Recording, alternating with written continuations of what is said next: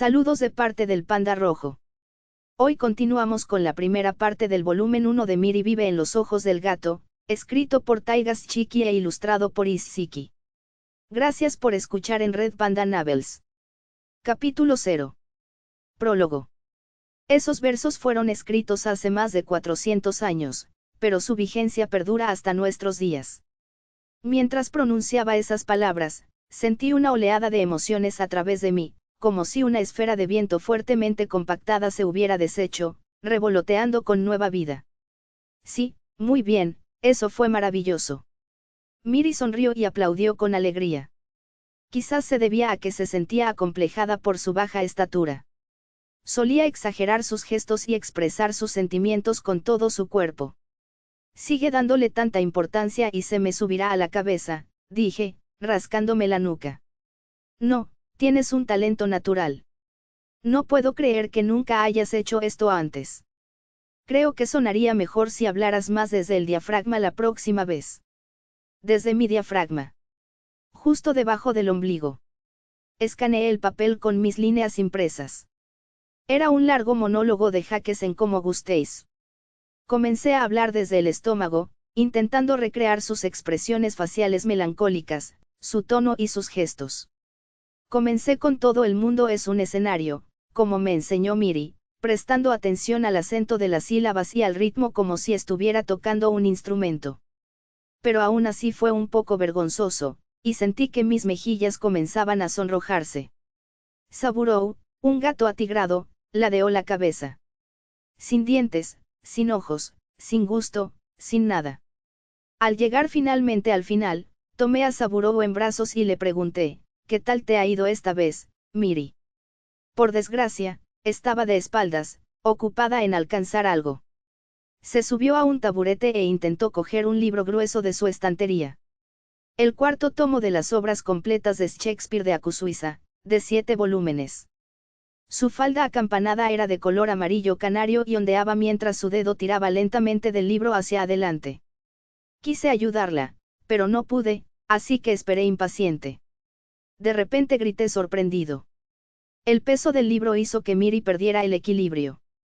Me moví por puro reflejo. Pero fue un intento inútil que no sirvió de nada. Sorprendida, la piel marrón de Saburou se erizó cuando Miri se recuperó, aferrándose al libro con un suspiro de alivio. Luego bajó y caminó hacia el escritorio, absorta en la lectura. Una luz tenue entraba por la ventana a sus espaldas. La parte superior de su melena corta reflejaba un halo de luz. Las puntas ámbar translúcidas de su cabello castaño claro se fundían con sus pálidas mejillas. Miri siempre era dulce y encantadora, pero su perfil irradiaba una belleza enigmática que me cautivaba. Mi mirada se dirigió repentinamente hacia adelante. Sin embargo, mi cuerpo permanecía inmóvil, por lo que sentí como si mi cerebro hubiera fallado y creado una inercia fantasma. Desorientado, me mareé y sentí náuseas. Sin que yo hiciera nada, mi vista se desplazó hacia adelante. Debajo de la mesa, hacia los pies de Miri. Pude ver la parte inferior de la encimera. Al mirar hacia abajo, vi los dedos de los pies de Miri alineados como teclas de piano. Ah, me haces cosquillas. Mi visión se nubló y, de repente, me encontré cara a cara con Miri. Nuestras miradas se cruzaron y sentí que el corazón me latía con fuerza. Sus labios se crisparon y sus orejas se enrojecieron al instante. ¿Viste? Negué con la cabeza violentamente. No vi nada. Oh, estás mintiendo, eres un pésimo actor. Vamos, acabas de decir que era muy bueno. En serio, ¿no viste mi ropa interior? Si mientes. Si mientes, te voy a dar una bofetada, ¿entendido? Pero no puedes. No podía. Iba en contra de su naturaleza. Y de las leyes de la física.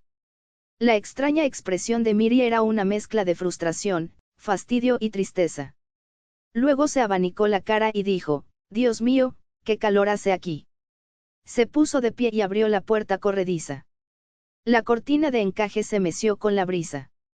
Pétalos de cerezo danzaban en un cielo despejado, entrando delicadamente en la habitación como cartas sin destinatario. El cabello de Miri se balanceaba suavemente. Aquí también está haciendo más calor. Voy a abrir una ventana. Dejé a Saburo en el suelo y corté la conexión por un momento. Me sequé el sudor de la frente. Había cerrado la ventana para no molestar a los vecinos, así que mi habitación estaba sofocante por el calor y la humedad. Si no arreglan pronto el aire acondicionado, este calor podría acabar conmigo. Al otro lado de la barandilla del balcón, las nubes cúmulos se alzaban como el monte Unsen. Abrí la ventana y entró la brisa. Traía consigo el aroma del verano y, con él, el canto casi ensordecedor de las cigarras.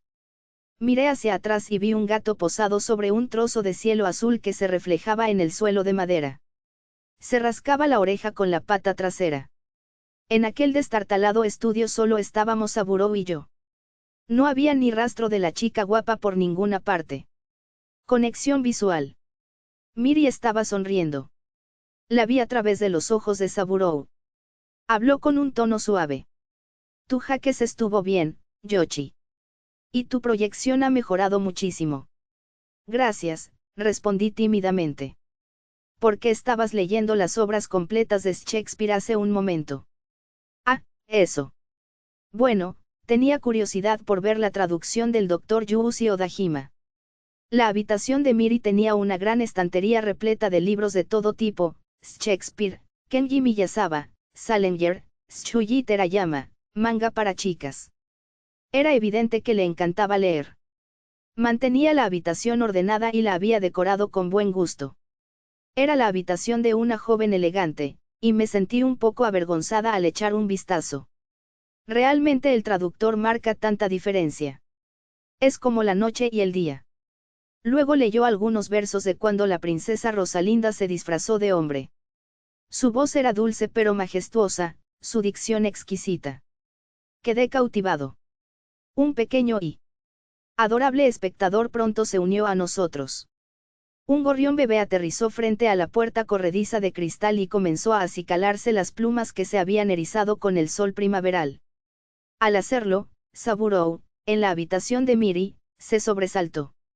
Mirando alternativamente a Miri y al gorrión, de repente dio un salto, y el gorrión voló tranquilamente hacia el cielo primaveral. El cristal reflejaba el rostro desconcertado de Saburo. Todavía era solo un gatito de ojos grandes que probablemente aún no había aprendido la diferencia entre un gorrión y una bola de lana. Mientras hablaba, acaricié al Saburo que estaba en mi habitación. Has crecido mucho. Era un gato adulto, digno. Ronroneó, presionando su nariz contra la palma de mi mano. Un pájaro pió. Al alzar la vista, vi un gorrión posado en el marco abierto de la puerta. Por un instante, creí ver al gorrión de la habitación de Miri, pero no podía ser. Nunca nos hemos conocido en persona. Miri y yo vivimos en lugares diferentes y eran tiempos diferentes, y su Saburo aún era un gatito. Pero podemos hablar a través de los ojos de un gato. La situación parecía complicada, pero en realidad era bastante simple. Todo se entiende fácilmente una vez que se explican las reglas con claridad. Algo parecido a cómo el movimiento caótico de las estrellas se transformó en un sistema de movimiento circular con la introducción de la teoría heliocéntrica. Tal como están las cosas, no sería muy descabellado describir la situación actual de esta manera. Miri vive en los ojos del gato. Capítulo 1. Acto 1. 1. Me corté las uñas de los pies y mi mirada se perdió en el vacío, como si fuera un pez muerto. Clic, clic, clic. El sonido resonó huecamente en mi apartamento oscuro y destartalado. Ni siquiera me dieron ganas de recoger los pedazos que cayeron al suelo.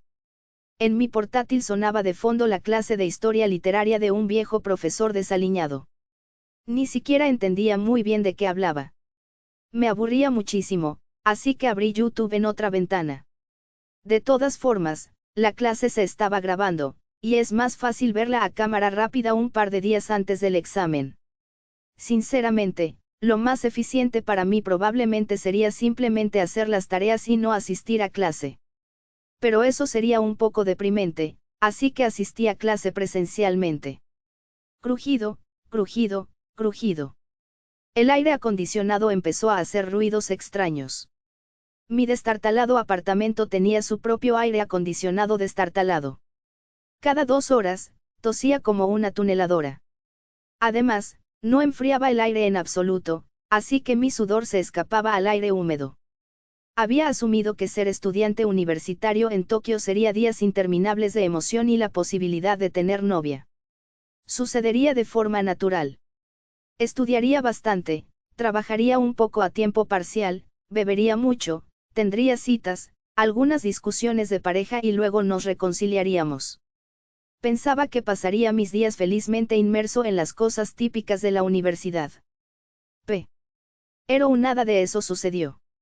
El país de la nieve de Yasunari Kawabata comienza con. El tren salió del largo túnel y se adentró en la región nevada. La tierra yacía blanca bajo el cielo nocturno. Un conjunto similar de frases sencillas podría describir mi vida universitaria.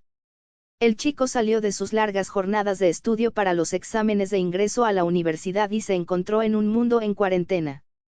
Un verano vacío lo esperaba. Era inútil. Mi ordenador emitió un sonido y apareció un mensaje de chat en la pantalla. Kentaro Sugai, en estos tiempos, el amor no es más que un riesgo. Leí el mensaje por encima, terminé de pintarme las uñas de los pies y luego respondí. Yoichi Kamizuki, el amor es un riesgo. Kentaro Sugai, ¿verdad? Primero, está el riesgo de contraer COVID.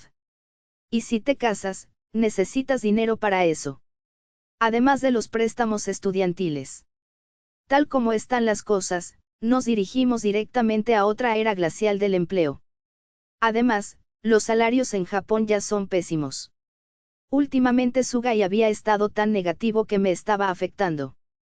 Juraría que antes era más positivo. Nos conocimos en un evento universitario, pero poco después todas las clases se volvieron virtuales, así que quizás no tuve tiempo suficiente para conocerlo bien. En YouTube se hablaba de la propagación del coronavirus. Ya habíamos superado el pico de contagios y los casos empezaban a disminuir.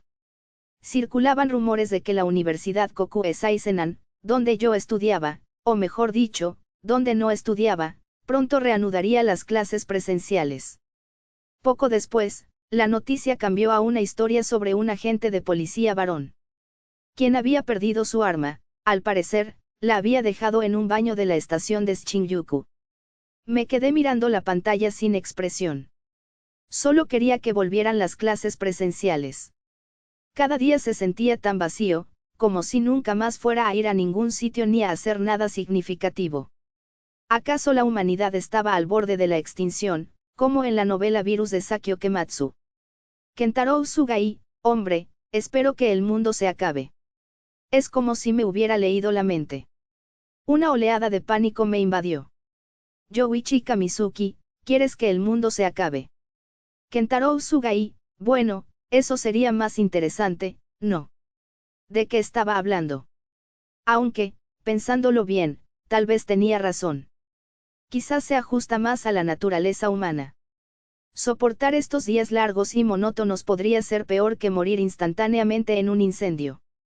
Crank, crank, crank.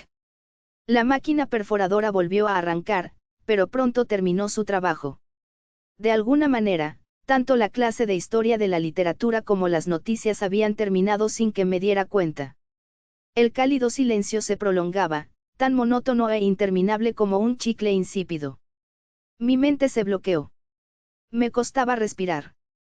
Tomé un medicamento para la ansiedad de mi hoja de PTP y me lo tragué. Mis pensamientos se desbocaron en el caos, formando lentamente la imagen de la estación de Shinjuku.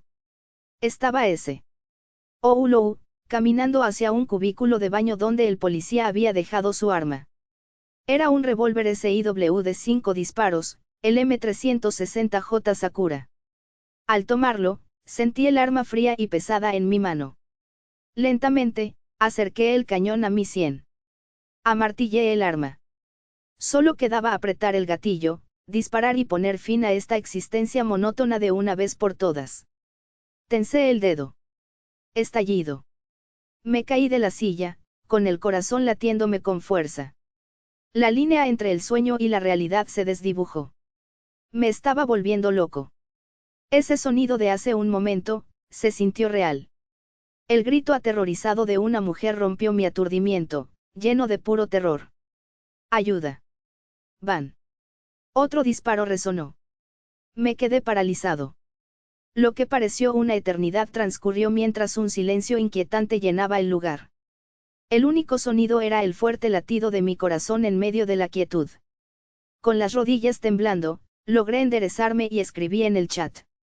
Yoichi Kamizuki, oh, Dios mío, acabo de oír un disparo.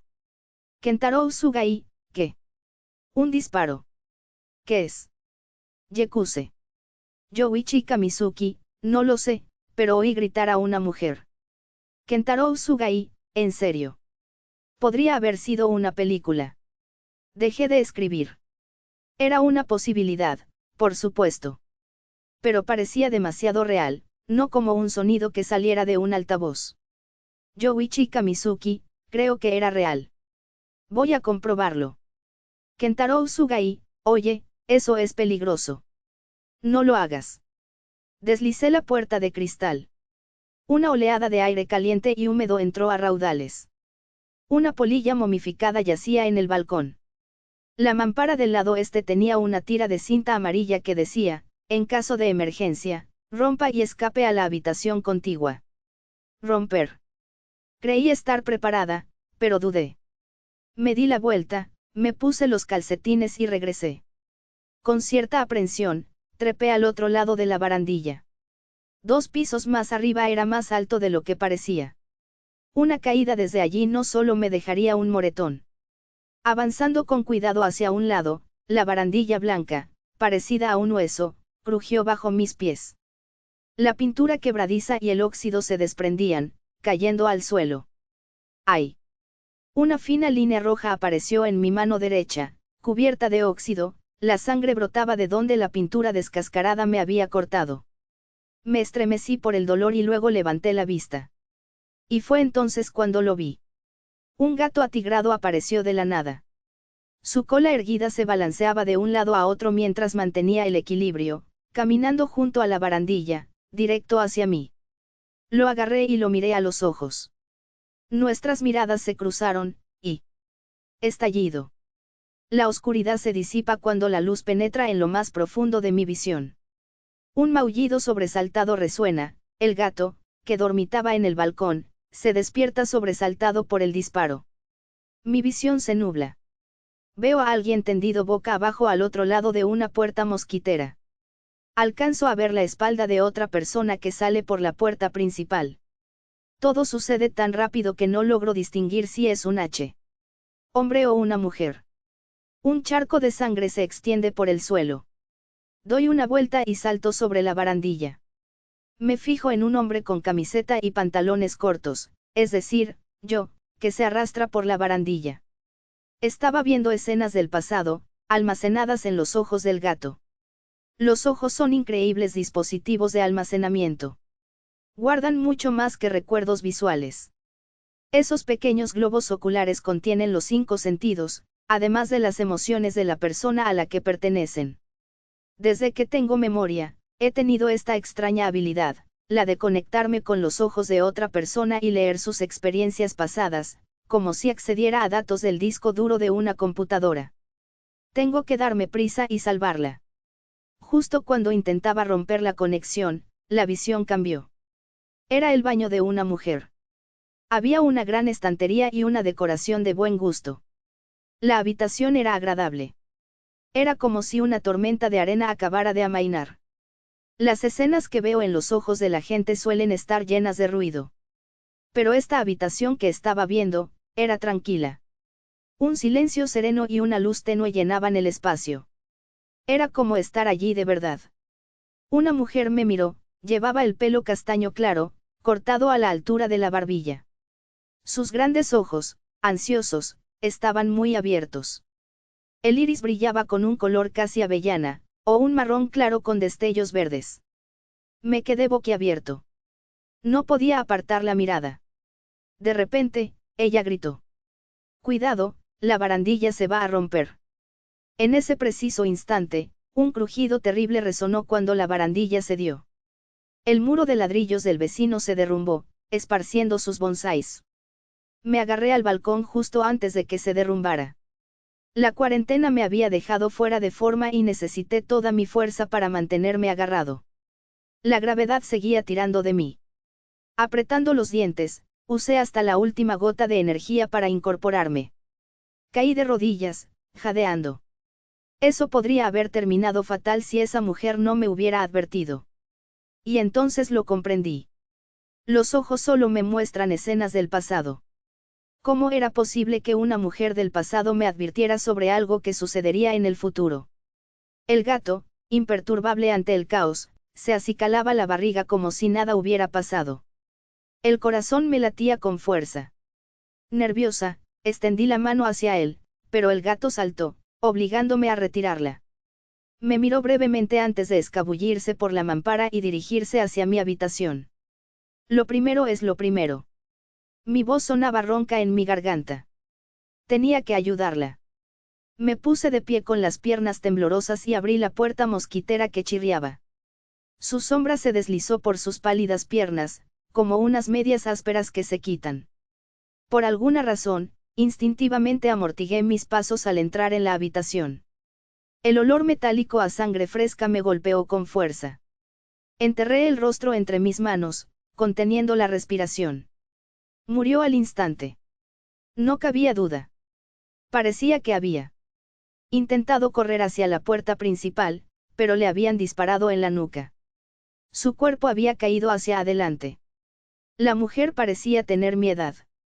Llevaba una blusa y pantalones cortos que resaltaban sus largas piernas. Pude ver el lado izquierdo de su rostro, era guapa, con una nariz afilada, una barbilla puntiaguda y un elegante contorno facial. Quizás no sea demasiado tarde. Tembloroso, me acerqué al cuerpo. Con cuidado, evitando el charco de sangre, me incliné y apoyé la mejilla izquierda en el suelo, mirándola fijamente a los ojos. Enmarcados por espesas pestañas, sus grandes ojos eran ahora pozos hundidos y surcados por lágrimas. Aunque sus conductos lagrimales se habían secado, aún quedaban gotas en su mirada. La herida de salida de la bala sobresalía de su frente. Luché contra las ganas de vomitar.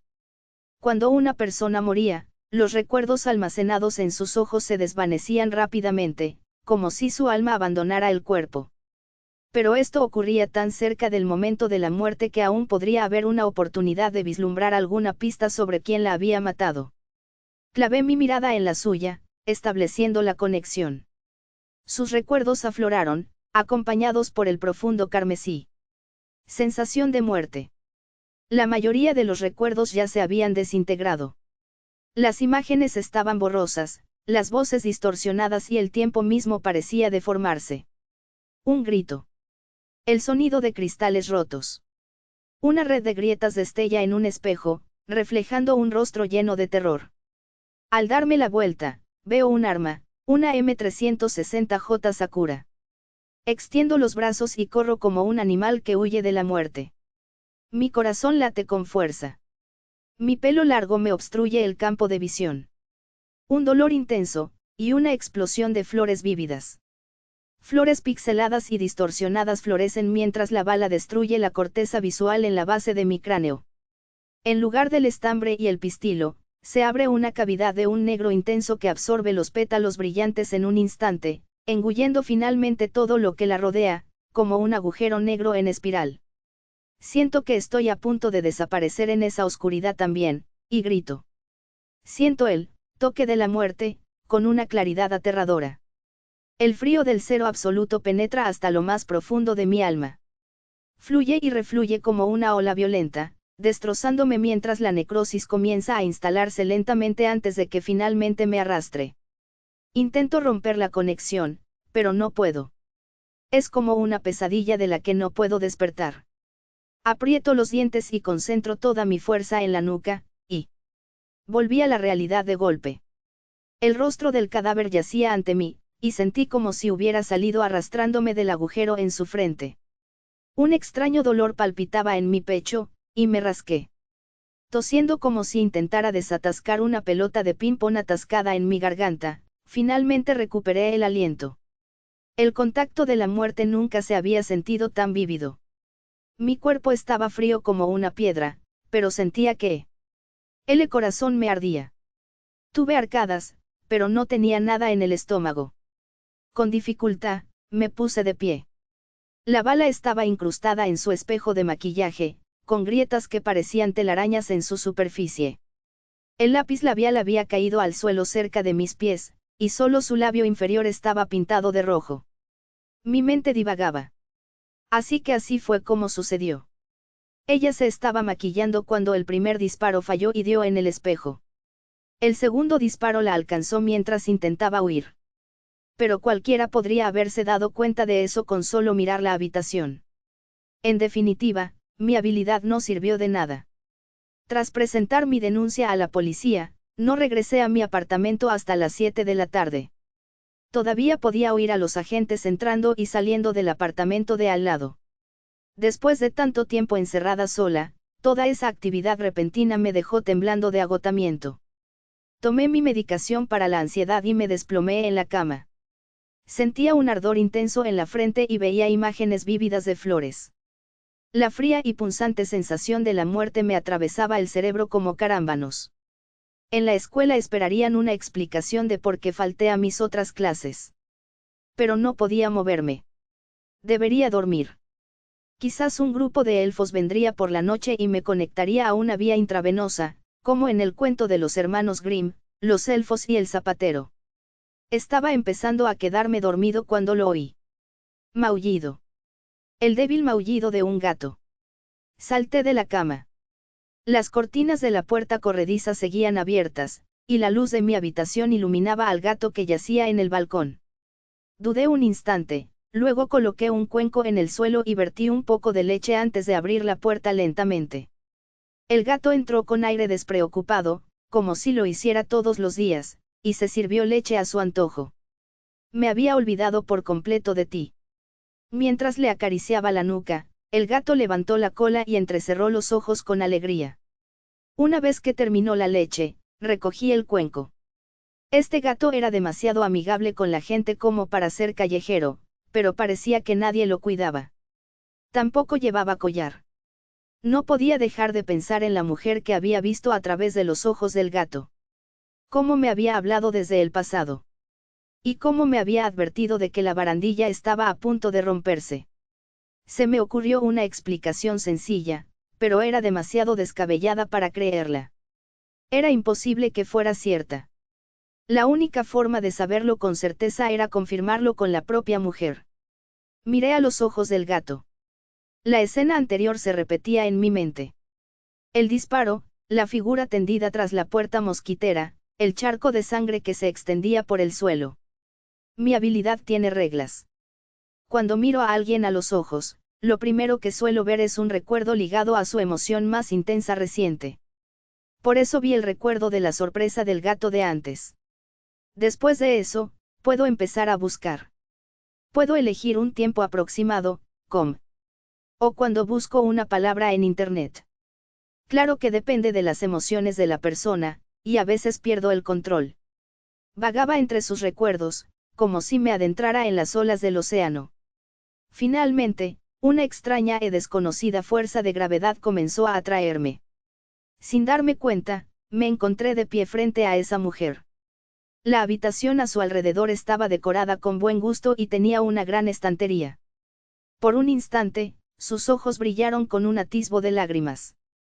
Una vaga tristeza pareció inundar su rostro, titilando en sus ojos y mejillas como los suaves tonos del crepúsculo. Pero tan rápido como apareció, se desvaneció como un espejismo, y sonrió radiante. Yoshi, para ti esta es la primera vez que nos vemos, ¿verdad? Soy Miri Yusunoha. Yusunoha se escribe como, hoja del árbol de Yusu, y Miri significa, pueblo hermoso, punto. Así que me estaba hablando desde el pasado. Pregunté, con la voz temblorosa, Yoshi. Un Yoichi del futuro me dijo que podía llamarte así. La primera vez que te vi fue bajo unos cerezos en plena floración. Mi yo del futuro.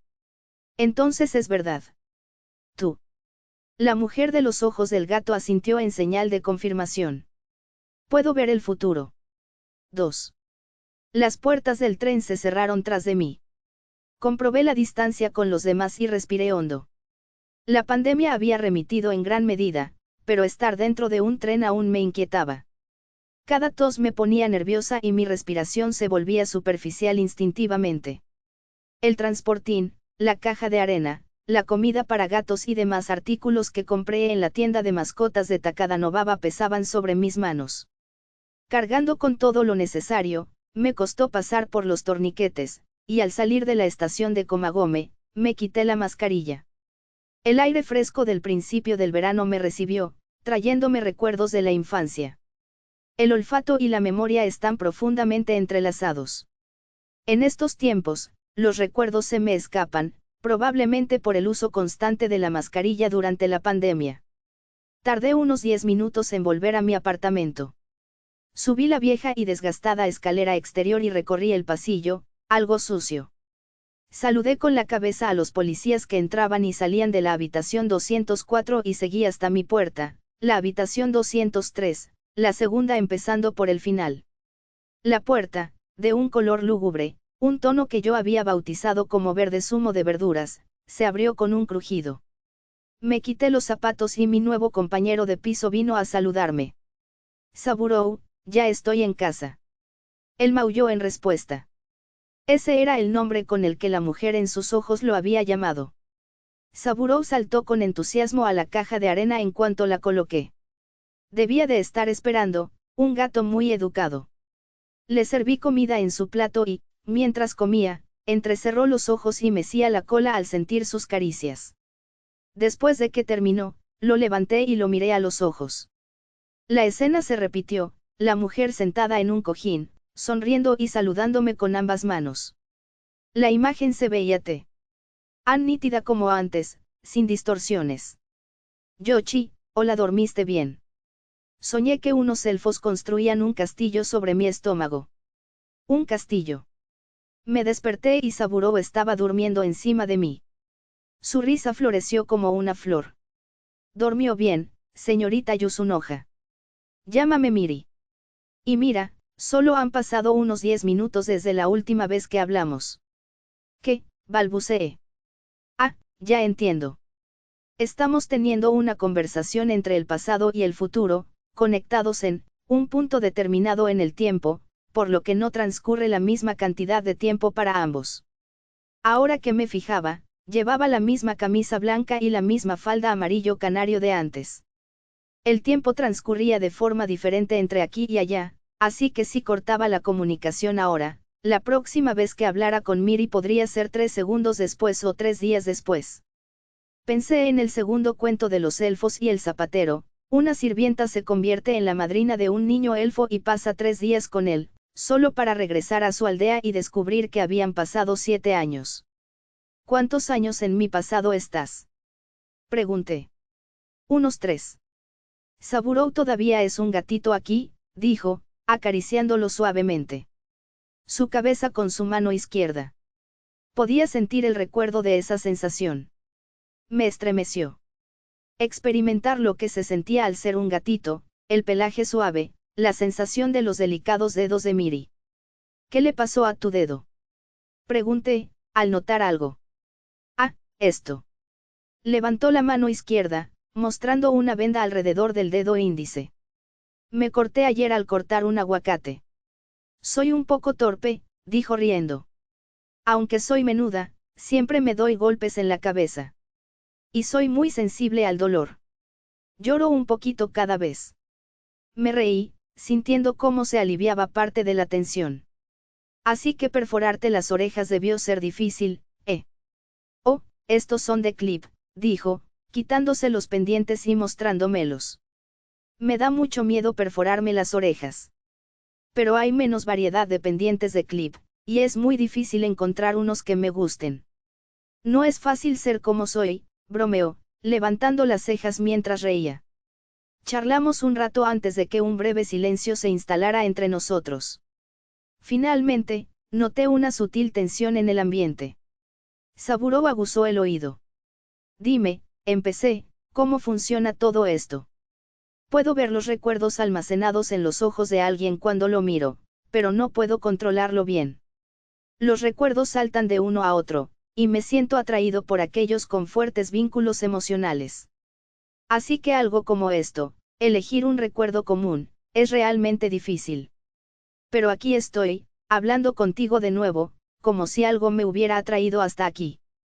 Miri me miró seriamente. Yoshi, ¿crees en el destino? Destino. El cambio repentino me pilló desprevenida. No sé nada del destino. No me fío de los horóscopos matutinos de la tele. Miri no se rió. El destino existe, creas en él o no. Yo puedo verlo. O al menos la sombra que proyecta. Dudé un momento y luego dije, si tú lo dices, te creeré. Quizás el destino sí existe. Gracias, dijo Miri en voz baja. ¿Qué aspecto crees que tiene el destino? Lo pensé y luego decidí divertirme un poco.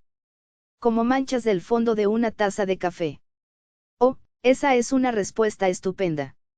Exclamó Miri con entusiasmo. Podría ser cierto desde ciertos ángulos. Como cuando un reloj de pared parece una línea vista de lado. ¿Y tú cómo lo ves, Miri?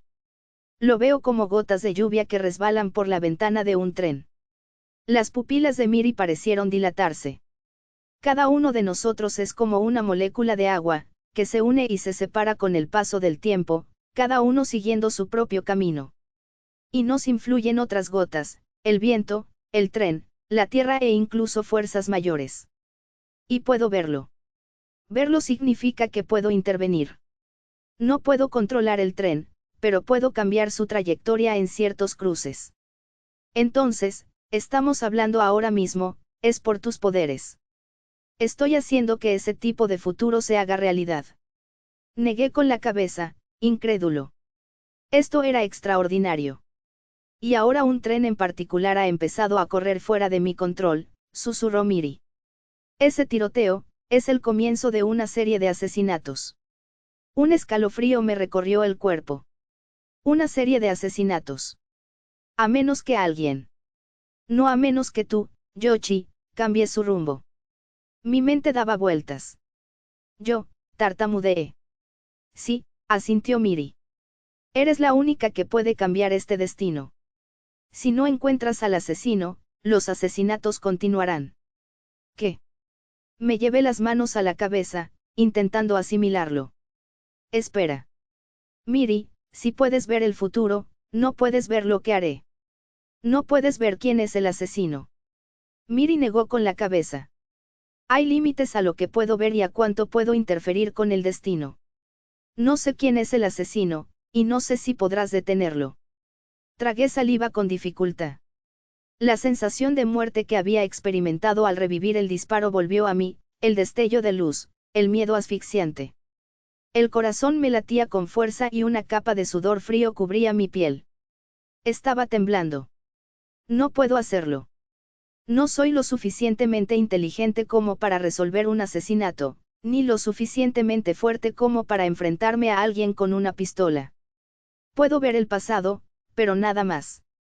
Es como un tocadiscos extraño. Eso no es cierto. Insistió Miri. Eres increíblemente inteligente y fuerte. ¿Y cómo lo sabes? Porque he visto el futuro. Y por lo que has dicho hasta ahora, puedo decir que intentarás encontrar al asesino. Negué con la cabeza. Luego corté la conexión. Saburou se zafó de mis brazos y se estiró en el suelo, como si comentara lo larga que había sido la conversación. Por alguna razón, Saburou siempre se sentaba pacientemente cuando Miri y yo hablábamos. En cierto momento, empezó a llover. Gotas de agua resbalaban por la puerta corrediza de cristal. Me fijé en una gota grande que parecía que iba a deslizarse directamente por el cristal. La estuve mirando un rato. Oh. Entonces, de repente, viró bruscamente hacia un lado, dirigiéndose a toda velocidad hacia un destino que jamás habría imaginado. 3. El timbre me despertó de un sueño intranquilo. No había pegado ojo en toda la noche y me acababa de quedar dormido, gracias a una dosis ligeramente mayor de lo habitual de ansiolíticos y pastillas para dormir. La televisión seguía encendida, las noticias hablaban del tiroteo del día anterior. Mi apartamento destartalado y familiar, el tono sombrío del presentador. Habían pasado a criticar a la gente que perdió su arma. El timbre volvió a sonar. Lentamente, me di cuenta de mi cuerpo torpe y desplomado. Miré el reloj. Eran las 10 de la mañana de un sábado. El apartamento no tenía el lujo de un interfono. De pie frente al espejo de cuerpo entero, intenté arreglarme el pelo. El timbre volvió a sonar. Ya voy, murmuré, mientras me ponía las sandalias. Abrí la puerta, solté la cadena y la abrí. Una pareja desolada permanecía allí. Una atmósfera gris ahumada, teñida de un tono negro azulado, parecía colarse en mi apartamento. Iban vestidos completamente de negro, con la ropa algo vacilante, como si se resistieran a ceñirse a sus cuerpos. Su barba incipiente y su maquillaje irregular parecían frágiles, a punto de deshacerse como los hilos sueltos de una tela deshilachada. Hola. Sentimos molestarlos tan temprano por la mañana, dijo el hombre con voz tensa. Parecía tener unos 50 años. Somos los padres de Karina Magasaki. Ella vivía al lado. Me di cuenta de que era la primera vez que oía el nombre de la mujer fallecida. Hola, hice una ligera reverencia, sintiéndome confundido. Dicen que acudiste corriendo al oír el disparo. Gracias. Al parecer, habían venido a expresar su gratitud. Aún aturdida, me costaba comprender sus palabras. Karina Magasaki había estudiado en la misma universidad, un año mayor que yo. La madre rompió a llorar al explicar que la autopsia de su hija estaba en curso y que no sabían cuándo le devolverían el cuerpo. Algo no cuadraba. Mi mirada se desvió hacia abajo, hacia un vendaje nuevo que envolvía la muñeca izquierda de la madre. Parecía reciente, contrastando con su bronceado. Cuanto más la observaba, más detalles se volvían más nítidos en mi mente, su cabello despeinado, su piel pálida, sus ojos hinchados y un aura de profunda vulnerabilidad. El padre me pidió que le contara lo sucedido el día del incidente, así que lo describí con detalle, omitiendo, por supuesto, cualquier mención al gato o a mi capacidad para ver el pasado. Mientras hablaba, la madre no dejaba de mirarme, como si buscara algo, cualquier cosa a la que aferrarse. Nuestras miradas se cruzaron. Presencié el peligro. Una extraña sensación de deber me decía que no apartara la mirada. Para que yo establezca una conexión cara a cara, hay una condición. En el caso de los seres humanos, la persona debe tener lágrimas en los ojos. Con cualquier cosa que no sea un humano, como Saburou, puedo establecer una conexión en cualquier momento, pero con los humanos, esa condición es indispensable. Presumiblemente, su mente racional actúa como una medida de seguridad, un mecanismo de defensa. Solo cuando lloran esas defensas flaquean, aunque sea levemente. Por suerte, la madre de Amagasaki ya estaba llorando. La miré a los ojos y sus recuerdos me invadieron al instante, como una lata de refresco agitada que estalla. La fuerza de esos recuerdos era abrumadora. Me ahogué en ellos en un instante, mi mente burbujeaba, mi hipocampo quedó irreparablemente manchado. Rápidamente corté la conexión. Las lágrimas corrían por mi rostro. Los padres, desconcertados, se miraron entre sí con confusión. Necesitaba inventar alguna excusa, pero lo único que pude hacer fue sollozar. La madre empezó a llorar conmigo. Lo siento mucho, dijo el padre. Ustedes también están en estado de shock, y nosotros aparecimos de repente. Quise decirles que esa no era la razón, pero no pude hablar. Se marcharon y yo cerré la puerta lentamente tras ellos. Me quedé allí un rato, llorando en la entrada. De repente, sentí náuseas y corrí al baño a vomitar. Era como si la efervescencia de esos recuerdos se me hubiera metido hasta los huesos, convirtiéndolos en gelatina. 4. Un par de ojos se abren en la oscuridad. Un trozo de salmón vuela por los aires, agitándose salvajemente mientras vuela antes de estrellarse contra el suelo con un chapoteo. Un plato se rompe en 1000 pedazos. Están teniendo una pelea terrible, un torrente de maldiciones rebosantes de sed de sangre. La situación se descontrola rápidamente. Otro plato se convierte en víctima, y un segundo trozo de salmón sale disparado al otro lado de la habitación. Suspiro con fastidio. Al instante siguiente, hago una mueca y empiezo a llorar, adoptando un tono infantil para despertar su compasión. Por favor, papá, mamá, no peleen. Cálmense y comamos este salmón. Recojo el salmón del suelo, lo vuelvo a colocar en el plato roto y lo devuelvo a la mesa antes de darle un bocado. Mamá y papá, con semblante abatido, dejan de discutir. Deben de haberse dado cuenta de lo tontos que estaban siendo. Lo siento mucho, dice mamá en voz baja. Voy a cocinar más salmón. Deberías ir a lavarte la boca. Mientras ella se dirige a la cocina, yo voy al baño. Una vez allí, escupo el salmón que había fingido comer en un pañuelo de papel y lo tiro a la basura. Me miro en el espejo, no hay rastro de tristeza. Tengo los ojos un poco rojos, pero no hay señal de que haya llorado. Sonrío. Soy tan inteligente. Tan adorable. 5. Un par de ojos se abren en la oscuridad. Un anuncio nos informa de que la obra de teatro de los alumnos de cuarto año está a punto de comenzar. Representarán Romeo y Julieta. El gimnasio queda en silencio al levantarse el telón. Escenografía y utilería hechas a mano se exhiben bajo una pancarta que dice Festival de Teatro. Con cada curso, la calidad de la utilería ha mejorado, y me encuentro admirando lo bien elaborada que está. Los niños salen al escenario Es de bambalinas y comienzan a recitar sus diálogos. Espero y espero a que aparezca el protagonista. Y entonces ella se convierte en el centro de atención. El escenario se transforma al instante, como si estuviera adornado con una elegante horquilla de flores. Ella luce el vestido hecho a mano que me lastimó tanto las manos al confeccionarlo, su Julieta, una visión de belleza pura e inocente. Una oleada de suaves suspiros recorre la silenciosa calma del público. Karin es sin duda la mejor de todas, me susurra mi marido al oído. Algún día podría ser actriz. Mi hija, actriz. Ese pensamiento hace florecer mi corazón, calentándome como el primer día de primavera. Mi vida se ha sentido como un trapo viejo. Recuerdo el primer año de primaria, cuando todos sacamos nuestros trapos para limpiar el aula. Mis 3 amigas llevaban trapos bordados con flores, animales o personajes de anime. El mío era el único liso.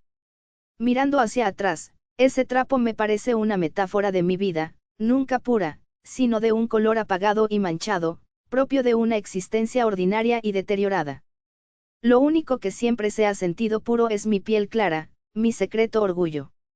Y ahora mi hija, que comparte la mitad de mi ADN, se apoya en eso. En el escenario, con esa misma piel clara, bañada por los focos, sus mejillas resplandecientes. Me llevo la mano izquierda al pecho y siento que se me acelera el pulso.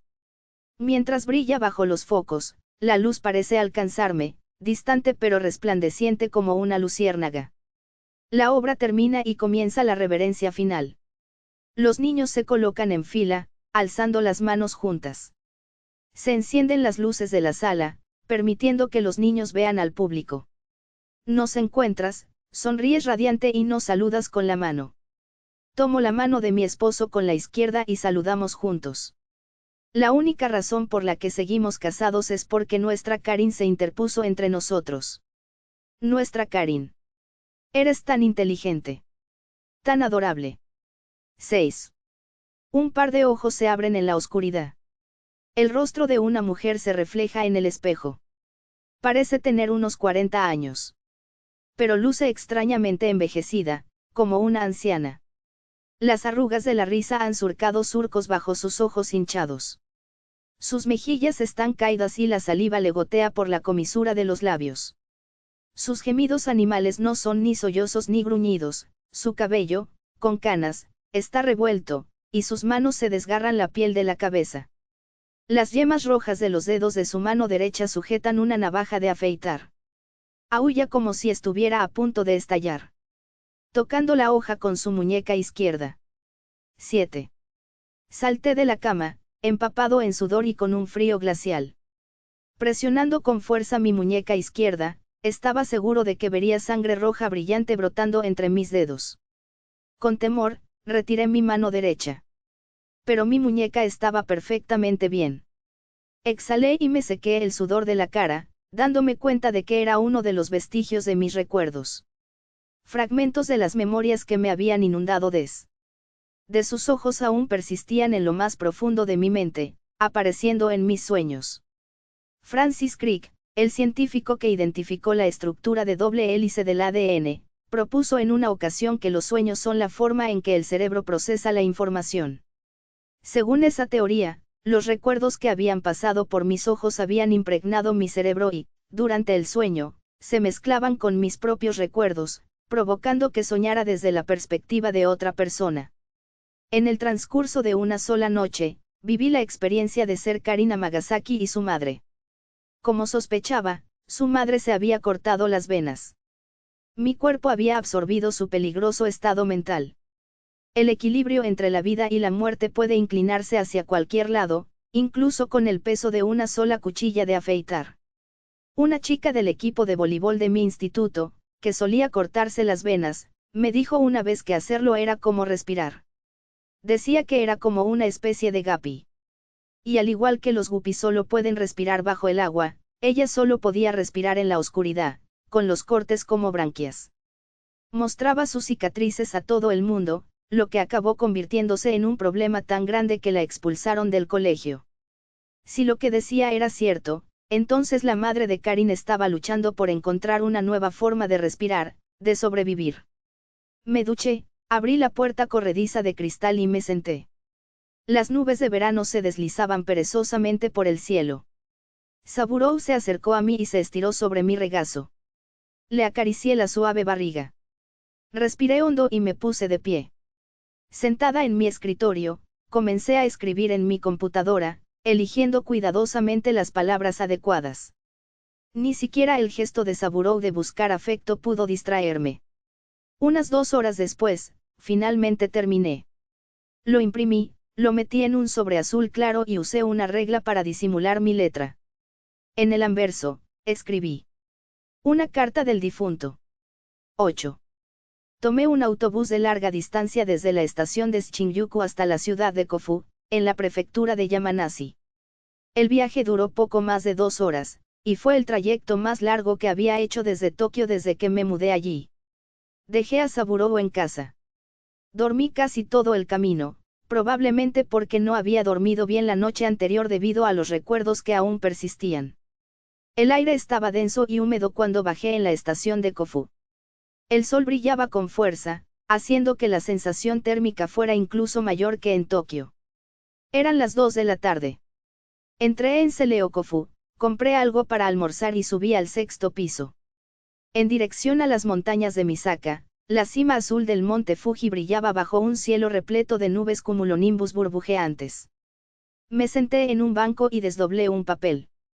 Ayer, al marcharse, los padres de Karin me habían dado su número de teléfono y su dirección para que pudiera contactar con ellos. Revisé la ruta a su casa en el mapa de mi móvil. Tomé otro autobús que atravesó la ciudad de Kofu y luego caminé por un suburbio tranquilo durante unos 10 minutos. De repente, me invadió una poderosa sensación de déjà vu. La casa, debería estar justo delante. Doblé la esquina como si algo me estuviera guiando. Y allí estaba, la casa de los Amagasaki, una vivienda de una sola planta que parecía tener 50 o 60 años. El tiempo y el espacio se distorsionaron, desorientándome. Era la casa de mis sueños. Cuando era Karin Amagasaki, cuando era su madre, había vivido aquí. Sentí una opresión en el pecho, una tristeza indescriptible. Saqué la carta de mi mochila y la coloqué sobre el felpudo. Justo entonces sentí una presencia detrás de mí. Instintivamente, me agaché. Entré al patio. Sabía dónde esconderme. Ya había jugado al escondite aquí antes. ¿Qué es esto? Su padre había regresado de pasear al perro. Tomó el sobre azul claro, se ajustó las gafas de lectura y lo examinó con recelo. Sin dudarlo, sacó la carta y entró corriendo en la casa. El perro Chive que había dejado atrás dio 3 vueltas antes de acomodarse en su caseta. Oh no. El perro me estaba bloqueando la salida. Oí pasos que se acercaban e inmediatamente me agaché bajo el porche. Los padres de Karin salieron y se sentaron en el porche, con sus 4 teneros alineados frente a mí. Una carta del difunto, ¿es esto algún tipo de broma? No lo parece. Hay cosas aquí que solo Karin sabría, e incluso suena como si lo hubiera escrito ella. El contenido de la carta no era del todo inventado. Provenía de los recuerdos de una persona fallecida que habían manchado mi mente, recuerdos que utilicé para escribirla. En cierto modo, era esencialmente una forma de nigromancia. Queridos mamá y papá, comenzó su madre, leyendo la carta en voz alta. Queridos mamá y papá. Estoy usando un método muy especial para que alguien escriba esta carta en mi nombre. Todo ha sucedido tan repentinamente que aún no lo he asimilado del todo, y estoy segura de que a ti te pasa lo mismo. Me siento fatal al pensar en ello. Te escribo esta carta simplemente porque estoy preocupada por ti, mamá. No soporto ser la causa de que estés sufriendo tanto. Los 3 solíamos sentarnos en el porche a comer sandía y mirar las nubes. Papá, recuerdo cómo escupías las semillas tan lejos, luego encontrábamos brotes en nuestro jardín, que cultivábamos hasta convertirlos en fruta, y nos reíamos mientras comíamos juntas. Por alguna razón, me da sueño cuando como sandía, así que siempre usaba tu regazo como almohada, mamá. Me encantaba agarrar tu mano izquierda cuando me hacía cosquillas en la oreja y que me acariciara la mejilla. Tu piel era tan suave, mamá, y fresca como las baldosas de la cocina. Era una sensación maravillosa. Es verano aquí en el paraíso. Hay nubes, sandía y un porche. Aquí puedo ser lo que quiera. Sabes que te estaré esperando, con la apariencia de una niña con mejillas rojas y redondas como manzanas pulidas en una manga. Todo mientras enfrío sandía en agua fresca y cristalina de Manan. Tial. Por favor, vive una vida larga y plena y tráeme muchas historias que contarme. Las 3 comeremos sandía y yo me adormeceré en tu regazo mientras me cuentas esas historias largas y encantadoras. Cuando nos volvamos a ver, mamá, por favor, acaricia mis mejillas. Te amo. Karin. Su madre gemía, llamando a Karin entre sollozos. Los 4 teneros se acurrucaron juntos. En la oscuridad, una mezcla de emociones me invadió. Pero al menos pude dejarla llorar. Fue como abrir un poco la tapa de una botella de plástico y liberar suavemente el gas que hay dentro. Me imaginé las balanzas. La carta quedó apoyada en el lado opuesto a la navaja, y las cachas se inclinaron alejándose de la hoja. 9. Tras escapar por fin de la casa de Amagasaki, me invadieron ideas confusas, cosas que ni siquiera podía llamar pensamientos propiamente dichos. Persistieron incluso después de estar de vuelta en mi apartamento, tumbado en la cama. Soy un cobarde. Quiero ayudar a la gente, pero tengo demasiado miedo de enfrentarlo. Cualquier peligro de frente. Siempre he sido así. No podía hacer absolutamente nada, ni siquiera entonces. Un paraguas solitario se eleva danzando en la oscuridad tras mis párpados. Un paraguas rojo brillante. Se mece contra un telón de fondo de nubes negras y sombrías. El paraguas cae junto a un impermeable amarillo, del que cuelga una mochila escolar. Una bolsa roja, de niña. Sus ojos, muy abiertos por la sorpresa, me miran fijamente. Y con una velocidad espantosa, la luz en esos ojos se desvanece. Las pastillas para dormir debieron de funcionar, porque en algún momento me quedé dormido. Tras vagar por una tormenta desconcertante, finalmente logré llegar al ojo del huracán. Una luz dorada y serena inundó el lugar. El sueño de Miri. Se relajaba en su habitación con su estantería. La luz se filtraba por la cortina de encaje, iluminando su suave y delicado cabello. Una horquilla decorada con una flor de cerezo brillaba sobre su oreja. ¿Por qué me parecía haber visto esto antes? Aunque no lograba recordar dónde. Miri siguió leyendo en silencio. Se veía muy hermosa. 10. Me tomé un vaso de agua nada más despertarme. No probé nada más. Saburo, ven aquí. Al despertar de su siesta, Saburo aguzó el oído y se acercó, esperando algo de comida. No tenía pensado darle de comer, pero me dio pena. Así que le llené el cuenco con comida para gatos. Entonces lo miré a los ojos y algo me impulsó hacia adelante y Miri apareció en mi campo de visión. Parecía un día distinto al de la última vez que nos vimos. Llevaba un suéter verde claro extra grande, ideal para la primavera, cuyas mangas largas ondeaban mientras me saludaba con un alegre hola, Yoshi. Buenos días, Miri. Acabo de despertarme. Eso pensé. Tu cabello sigue hecho un desastre. Me acaricié el pelo, intentando alisarlo, pero volvió a levantarse en cuanto quité la mano. Miri se rió, mostrando una amplia sonrisa. Miri, hay algo que quiero contarte hoy, comencé, y luego le hablé de la carta del difunto. No es la primera vez. He escrito muchas cartas de ese tipo. Causaron bastante revuelo en la ciudad, casi convirtiéndose en leyenda urbana. Al principio cometí errores, pero poco a poco fui mejorando y ayudé a mucha gente. Mi voz flaqueó. Miri escuchó atentamente y luego habló. Pero ahora estás empezando a tener dudas sobre lo que estás haciendo, ¿verdad? Me quedé atónita. Era como si me hubiera leído la mente. Así es. Creo que sí. No es hipócrita. Indagar en los recuerdos de alguien sin su permiso y luego escribir una carta en su nombre, ¿quién soy yo para hacer eso? Pero también me da miedo que ocurra algo terrible si no hago nada. Al final, todo es solo para sentirme mejor. Un silencio inundó la habitación. No era un silencio incómodo, sino uno que transmitía una sensación de protección, como la espera a que las alas de un insecto recién nacido se endurezcan. Finalmente, Miri habló. Pero, ¿qué es lo que hace que algo sea realmente bueno? ¿De verdad está bueno? Por ejemplo, ¿qué pasaría si matara a alguien? Me quedé atónita. Miri matando a alguien. Ella no sería capaz de hacerle daño ni a una mosca, mucho menos a una persona. Matar a alguien es malo, por supuesto, respondí. Pero puedo ver el futuro y si esa persona va a matar a 50.000 personas algún día. Dudé. Entonces eso sería, bueno, supongo.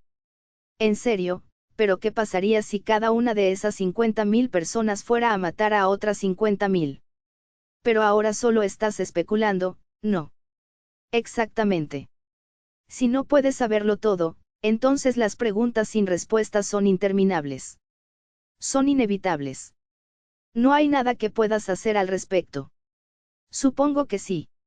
En definitiva, creo que los límites de nuestro conocimiento definen los límites de nuestra ética.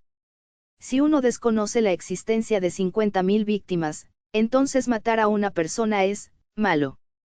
Yo puedo ver el futuro y tú puedes ver el pasado. Sabemos cosas que otros ignoran, por lo que nuestra ética también es diferente. Debemos guiarnos por nuestra propia moral personal. Pero ¿acaso esa moral personal no es solo algo que usamos para sentirnos mejor con nuestras decisiones? Eso es precisamente lo que son los valores morales, formas de ayudarte a sentirte satisfecho con tus decisiones. No somos dioses. Con el conocimiento de los dioses, el bien y el mal en el mundo humano parecerían triviales. Lo único que podemos hacer los humanos es esforzarnos al máximo mientras aprendemos sobre la marcha. El conocimiento de los dioses. Se me puso la piel de gallina. Un pensamiento aterrador me asaltó. Con lo que sabes, ¿fue buena o mala la carta de ayer del difunto? Sabes lo que pasa si la carta llega y lo que pasa si no llega, ¿verdad? Miri me miró en silencio. Un silencio denso, como si impidiera que esas frágiles alas se desplegaran por completo. Tras una larga pausa, habló, con la misma expresión. Era algo bueno. Si la carta no hubiera llegado, la madre se habría suicidado y el padre se habría consumido y muerto al año siguiente. Suspiré aliviada, liberándome de la tensión. Les había salvado la vida. Una calidez me invadió al darme cuenta. Miri, dije, con la determinación reforzada. Voy a encontrar a ese asesino. Sinceramente, tengo miedo y no sé si podré hacerlo. Pero si soy la única que puede ayudar, entonces quiero intentarlo. Miri sonrió cálidamente. Sabía que dirías eso. Bueno, al menos te lo creí. Atrapemos a este asesino. Ella estrechó la pata de Saburou. Yo también le estreché la pata y me reí. Recordatorio del Panda Rojo, este audiolibro solo está disponible en Red Panda Novels. Si lo escuchas en otro canal, es una copia no autorizada. Esto ha sido todo por ahora. El Panda Rojo espera que tengas un día hermoso. Hasta la próxima entrega. Adiós.